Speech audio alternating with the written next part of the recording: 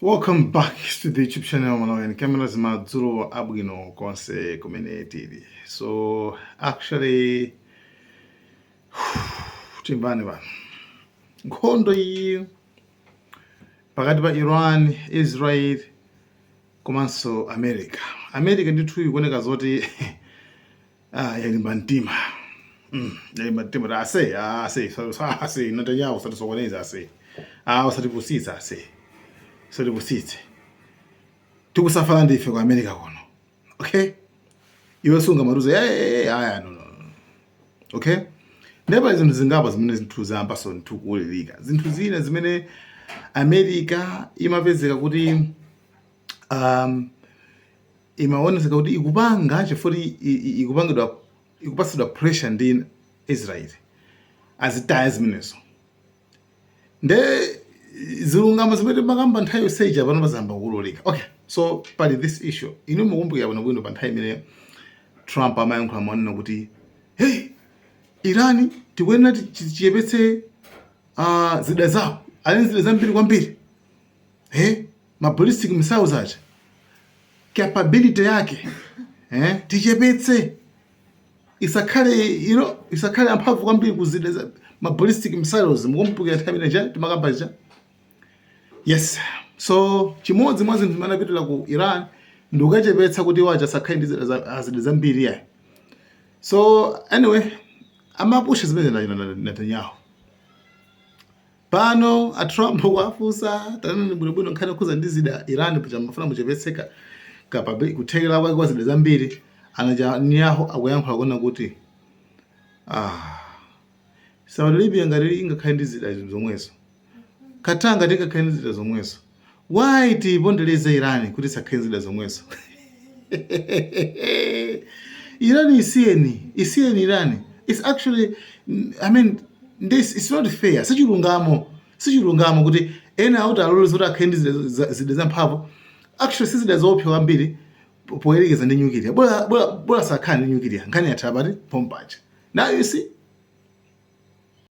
No, I'm saying that if other countries have them, it's a little bit unfair for them not to have some. A ballistic missile is not the same thing as what we're talking about when we talk nuclear. But if Saudi Arabia and Qatar, and they all have some, I would say in relative proportion, I think it's okay. I said, well, what am I going to do? Am I going to let Saudi Arabia have missiles, but they can't have them? Yes, sir. It doesn't work that way, you know? It doesn't work that way. And missiles aren't the problem. Missiles they hurt a little location, but they don't blow up the planet. So the question is, then got Israel, North Korea, America, Pakistan, India, and Garasewa in the nuclear. Why also Iran with the nuclear? If you take good logic, I mean, I'm going to Trump yet. Anyway, meaning kuna kuti zinthu zikuchita motero. Chabwino, pankhani ina ndimafata kambe pankhani kuza ndi anthu ena should we say kuti mantha? Anthu ena amakhala amantha nthawi zonse. Nthawi zonse basa kukhala amantha. Chifukwa choti uyu ndi bully.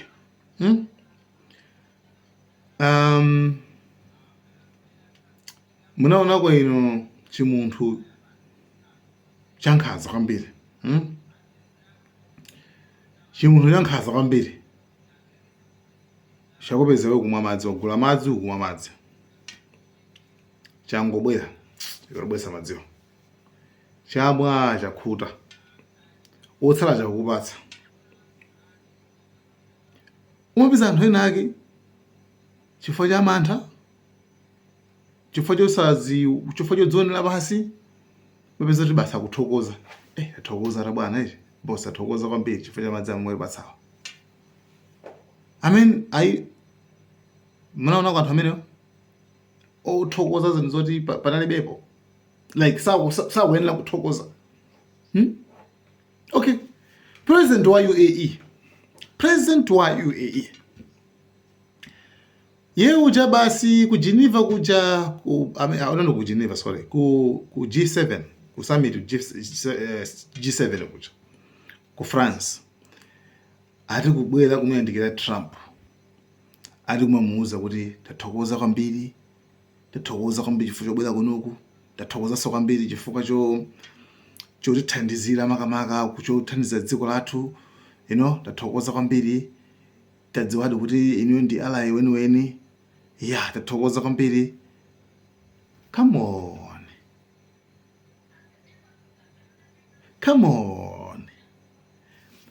Uyu akuthokoza chani baba? Tell me. Uyu akuthokoza chani? Anamusiya. Kumusiya mmalire. Anamusiya mmalire. Anaphasulidwa. America sinichitikana wose. Apa akuthokoza chani ye? Plus ababa Trump wafuna amukulu polisi ndama zinaso zimene alipire ku Iran kucha 300 billion each. Why? Trump anayankhula kale kuti madola amene wanditu amanyambita kumbuyo kangako. Well, it's really my pleasure, Mr. President, to be with you here. And I want to say that we are so grateful to have you here and as a President of the United States, and thank you for your support, your commitment to your friend, to your allies, and special thank for your support during the 6-week war. It means a lot to us, and you show us who's the real ally.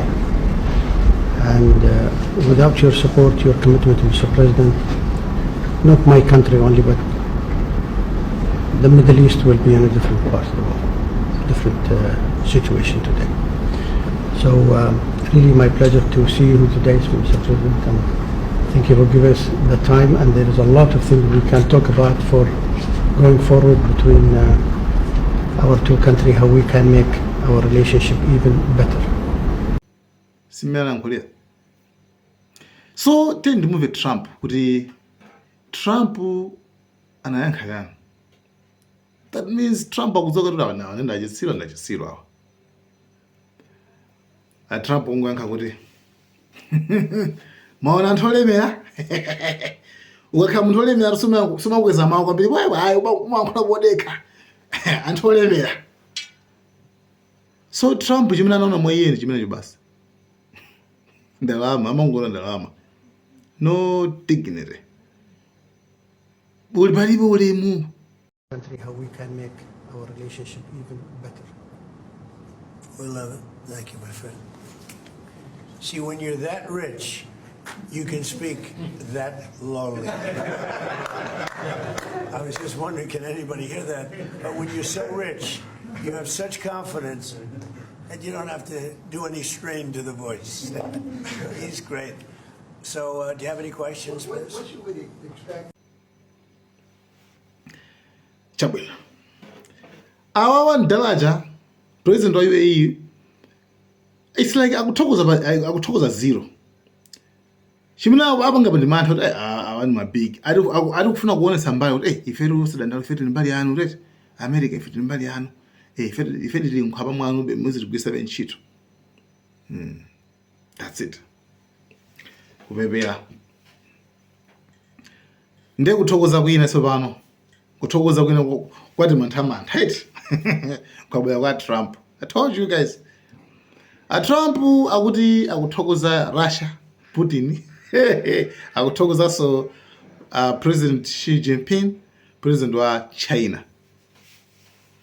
Akuti akuthokoza kuti iwowa sanapange kanthu.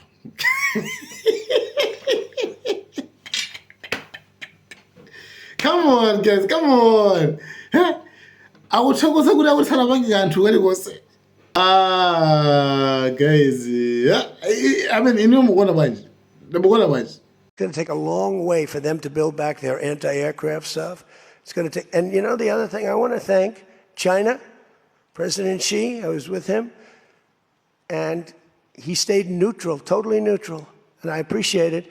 And I want to thank Vladimir Putin. He was very neutral.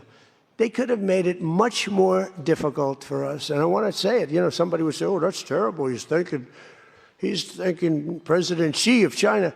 Well, let me tell you, I had a long talk with him. You know, they have shoulder weapons to knock down airplanes that it's not like the real deal, but they're accurate. They're fairly accurate. I said, I would really appreciate you're not giving or selling any of that stuff to Iran. And you know what? For the most part, he didn't. So I just want to thank them because they made it a lot better. Ngokuthokoza umuntu ufasana bangena kayikosi. Ngithokoza kwambili. Akuthi ndifuna ngithokoze Putin. Sana bangena kayikosi chifuna ukuthi sana bangena kayikosi ngithokoza kwambili. Ndikuthokoza president waku China sana bangena kayikosi ngikuthokoza kwambili. Chifukwa anakathandizira Iran. Anakathandizira Iran tinakakhala izi nakativuta kwambili. Zinakativuta kwambili. So the point is zinavura ndithu.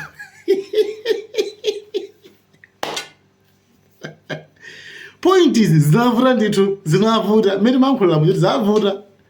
Apa akuvomeza kumapita zinavura ndithu.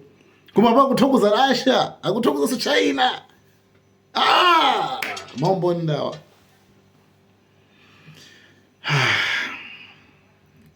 Trump. I mean, I guess upendo kama zono zilizomongoseka weka.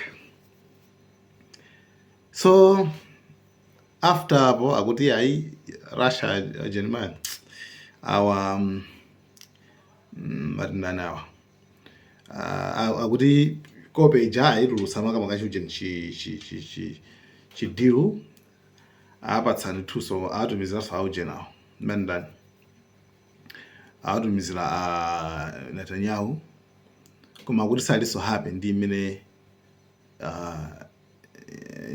Israel kubangira at least akwana kulemekeza Hezbollah. I mean akwana kulemekeza Hezbollah at least.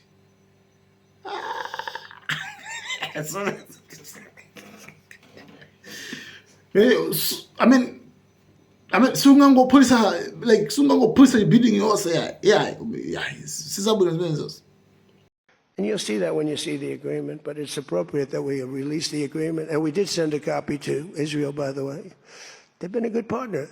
Again, I think they could do better with respect to Hezbollah. I'm not saying they shouldn't protect themselves. I'm saying when two drones are shot into the desert and drop harmlessly, you don't have to knock down buildings in Beirut. They could behave better. And frankly, they could do a better job. I love them as a partner. They were terrific. But they could do a much better job with Hezbollah. On that, I don't think they're doing well. And I feel very bad for Lebanon. Lebanon's been, you know, it was a great culture. It was a great, they had the professors, the doctors, the lawyers. It was an incredible culture, maybe the highest in the Middle East for years and years, centuries. And for the last 50, 60 years, they have been just trashed. They have been living in hell. So, I mean, Zongon Sangasa for the actually, like, we don't have to spend much effort to explain. Could you guys so anyway, Ukraine now, sinkondo za kanazizia. Ndaona ngati basi Europe ikalaso busy ndio ndiyado mizanuma drone right kurasha apolisa ojeni kuma ngongo za mafuta polisa saenda Ukraine amene Russia kuna kuti yawa kama major ma drones okwana 500 kwaka so ina ndamana kugila koko so yeah ngani lemene wampano so limona so Putin abwezeraso. So guys, thank you so much. Malawian cameras.